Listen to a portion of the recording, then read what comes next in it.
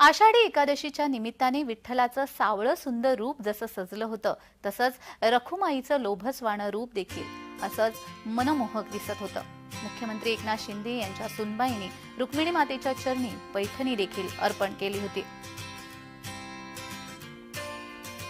जसं पंढरपुरात विठ्ठलाचं सावळं सुंदर रूप सजलं होतं त्याच पद्धतीने रखुमाईचं मनमोहक रूप देखील सजलं होतं आणि हे मनमोहक रूप पाहण्यासाठी भाविकांनी वारकऱ्यांनी गर्दी केली होती।